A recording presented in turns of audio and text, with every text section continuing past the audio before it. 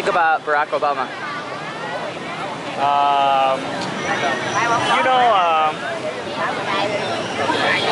like I said before, I don't want to talk about politics here, but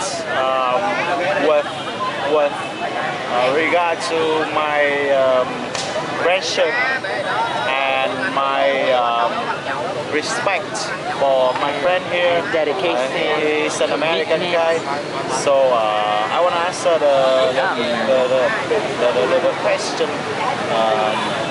in my humble opinion. Before he took office, he promised to do what we call can get America to another level. He made a lot of promises to a lot of different people. He made different promises to different people during his campaign, starting from 2007 and 2008, and even before that. He made a lot of promises to a lot of different people, a lot of promises that he could not even keep. Most important thing, the Obama administration is doing what the president promised the American people to do before he took office. Obama is not doing what he said he would do. He breaks a lot of promises. He doesn't exactly do what he says he would do. What he said that he doesn't do. You have to. You need to realize that if you don't know what he did say, then you don't really know what's happening. I've been respectful to you. You know, I'm listening. You don't need to be respectful. I listen to you. You don't need to listen to me. Look, I'm listening, but I know what you're going to say because I've heard you say it before. He said that he will, withdraw the American troops from Afghanistan and Iraq. Immediately. And now there are no troops, no U.S. troops. He said he was gonna do it within like a few months. He was gonna do it within the year or within the first few months of office. He was gonna take the troops back home. But it took him a few years to finally do it. And they didn't exactly do it because they just simply moved the war to other countries in the Middle East, which is not exactly the same as ending a war. A continuation of war is not the same as ending a war, especially when you continue to make up excuses to have war instead of peace. It's really hard and it's really confusing to be so against an administration when you're also for another administration that supports continuing war for different reasons, or what is said to be different reasons, when really it's the same reason, to fight against the terrorism found in these countries because of either some kind of religion or other things, possibly. It's just discouraging because you know that the war is continuing in different countries. You know that people are still fighting in different countries. You know it's still going on, right? I'm listening to you and I understand what you mean, but what I want to know is that the U.S. economy is just doing fine now, and thanks to the Obama administration, we now get the economy back on track, and there are more and more jobs created over the years, so there is no excuse to make here, because we don't have to to punish those who are successful or to behave as a liar. So what we need to do is focus on improving our economy to compete with other, biggest economies in the world. I mean, China and Russia and European, Japan, Australia.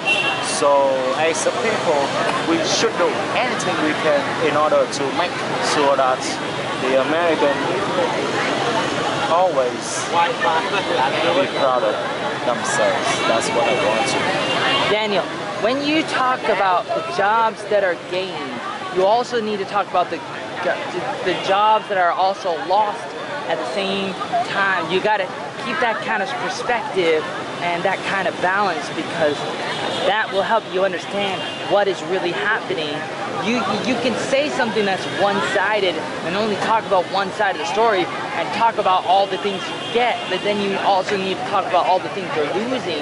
It doesn't matter if you get one new job if you're losing 3 jobs, because 3 jobs is worse than 1 job. And so it doesn't matter what you're getting. I understand what you're saying now. What I like to say is that, you know, like I said many times, it's not my own opinion. It's not improving fast opinion of enough. those who are studying for a living. And you have to trust them. Because, you know, I'm not an expert on it, but there are many people who are studying for a living, so they kind of understand what's going on in in America. So we should respect them, and we should, you know, trust them, because they do for their living. You know, I know there are some, you know, rumors. There are some rumors about the job reports for several years, you know.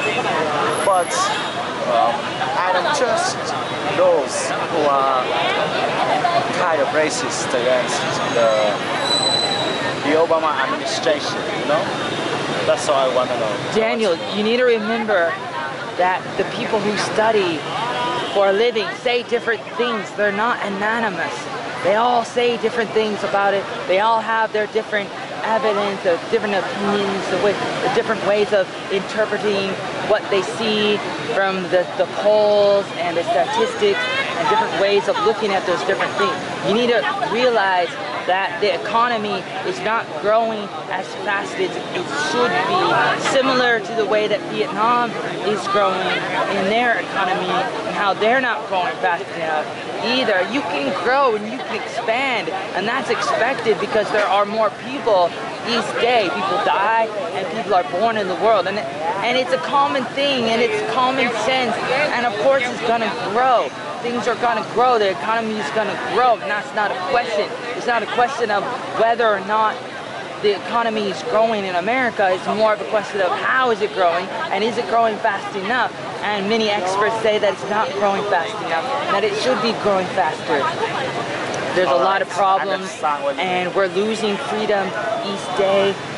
America is supposed to be a capitalistic country. It's supposed to have some democracy and some you know, republic ideas in them, but it's becoming more communistic and more socialistic as the years go by, especially for the past 100 years or so.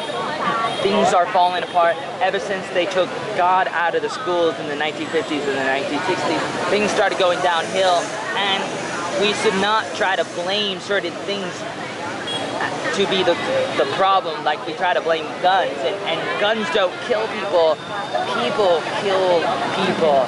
And then we try to say that certain things are good, like abortion, but abortion is not good. You know that abortion is not good. I understand what you mean. So finally, I would like to say a few words about my friend's opinion. So, you know, like, talking about the future and the present, you have to look back the past, and we can see that the Obama administration inherited many bullshit from the previous administration, which was the Bush administration,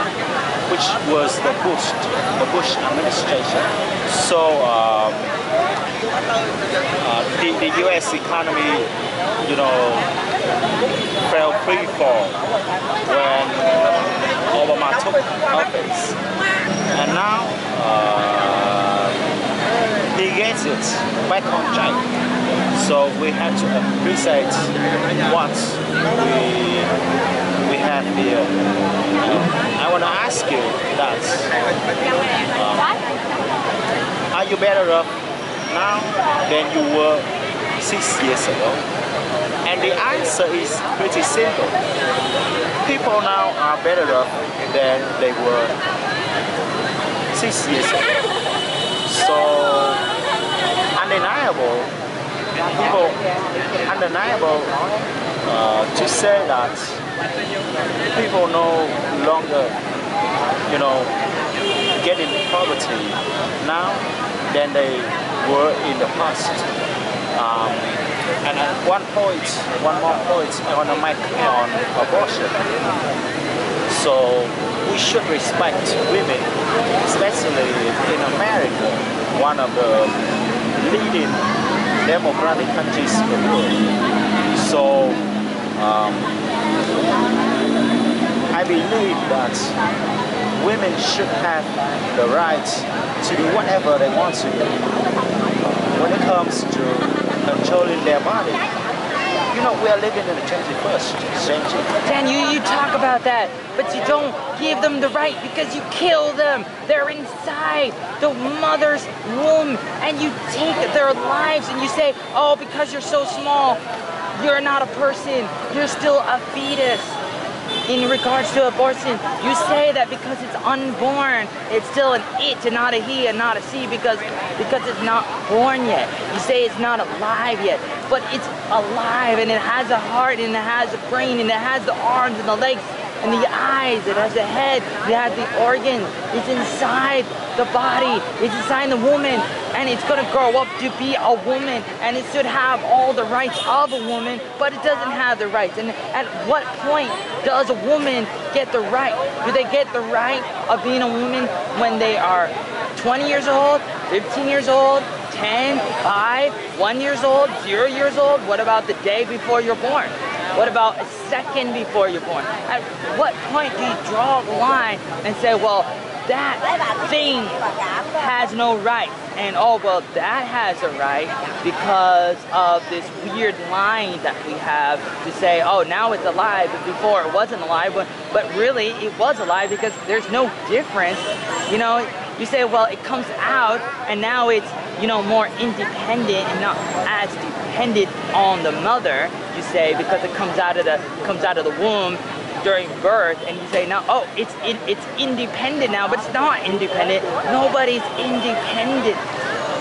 The baby still needs to rely on the parents and on the mother for the milk and for the shelter, for the food and all those things.